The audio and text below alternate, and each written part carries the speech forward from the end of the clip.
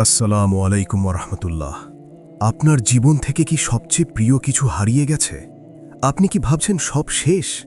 দাঁড়ান, আজ আমি আপনাকে এমন একজনের গল্প বলবো যিনি সবকিছু হারিয়েও এক রাতে এমন এক উপহার পেয়েছিলেন যা তার পুরো পৃথিবী বদলে দিয়েছিল। আপনিও কি সেই অলৌকিক উপহারের অপেক্ষায় আছেন? প্রিয় ভাই ও বোনেরা, আমাদের এই ছোট্ট জীবনে হারানোর যন্ত্রণাটা মাঝে মাঝে পাহাড়ের মতো ভারী হয়ে আমাদের বুকের ওপর চেপে বসে। কখনো আমরা প্রিয় মানুষকে কবরে রেখে আসি, কখনো আমাদের বছরের পর বছর ধরে সাজানো স্বপ্নগুলো মুহূর্তের মধ্যে ধুলোয় মিশে যায়। সেই মুহূর্তে আমাদের মনে হয় জীবনের সব দরজা বুঝি বন্ধ হয়ে গেল। আমরা একা অন্ধকারে বসে অভিযোগ করি, হে আল্লাহ, আমার সাথেই কেন এমন হলো? কিন্তু আপনি কি জানেন, আপনার রব যখন আপনার হাত থেকে কিছু কেড়ে নেন, তখন তিনি আসলে আপনার হাত দুটি খালি করেন এর চেয়েও শ্রেষ্ঠ এবং জান্নাতি কোনো নেয়ামত দিয়ে সেই হাত দুটি পূর্ণ করার জন্য। এই সান্ত্বনা কেবল মুখের কথা নয়, এটি ঈমানের মূল ভিত্তি। ইতিহাসের সেই কঠিনতম সময়ের দিকে একটু তাকান।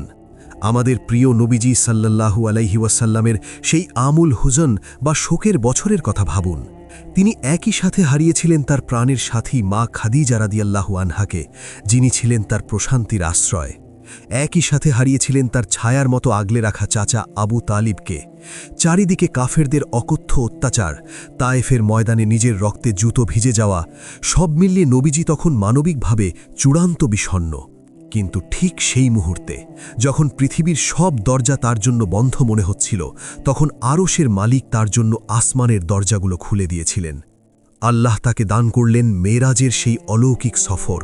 সব হারানোর শোকের বিনিময়ে আল্লাহ তাকে নিজের সান্নিধ্যে ডেকে নিলেন, যা সৃষ্টির আর কোনো মানুষ কোনোদিন পায়নি।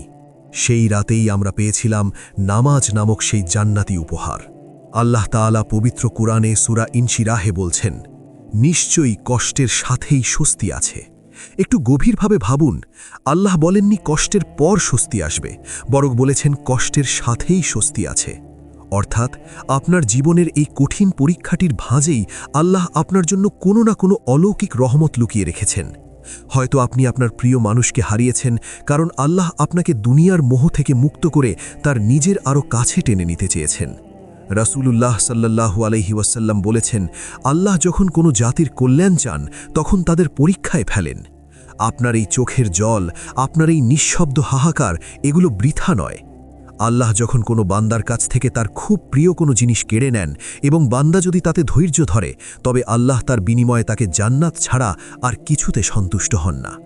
আপনি আজ যাকে আপনার জীবনের ধ্বংস ভাবছেন, হয়তো আপনার রব সেখান থেকেই আপনার নতুন এক রাজকীয় উত্থানের গল্প লিখতে শুরু করেছেন। আমরা কেবল বর্তমানের ক্ষত দেখি, কিন্তু আমাদের রব দেখেন ভবিষ্যতের আরোগ্য। তিনি জানেন কোন বিচ্ছেল আপনাকে জাহান্নামের আগুন থেকে বাঁচাবে আর কোন না পাওয়া আপনাকে জান্নাতের উচ্চ মকামে পৌঁছে দেবে। তাই প্রিয় ভাই, প্রিয় বোন, হারানোর বেদনা নিয়ে রবের দরবারে অভিযোগ করবেন না।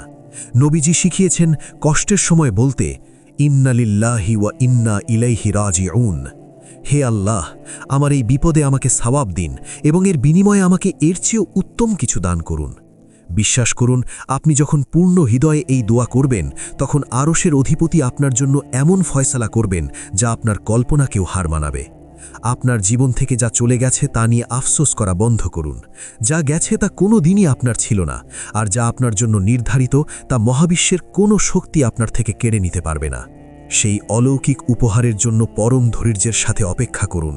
যেমন নবীজি সব হারানোর পর মেরাজের উপহার পেয়েছিলেন, আপনিও আপনার এই অসহ্য যন্ত্রণার বিনিময়ে এমন কিছু পাবেন যা আপনার অতীতের সব অন্ধকার মুছে দিয়ে জীবনকে আলোয় ভরিয়ে দেবে।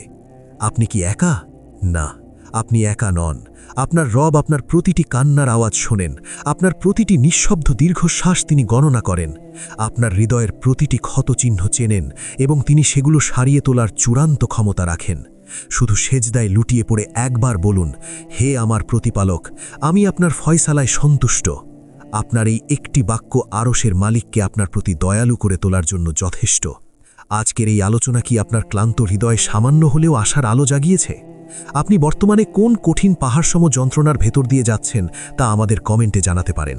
আমরা একে অপরের জন্য দোয়া করব। আর পরবর্তীতে কোন বিষয়ে ভিডিও দেখতে চান তাও জানাতে ভুলবেন না।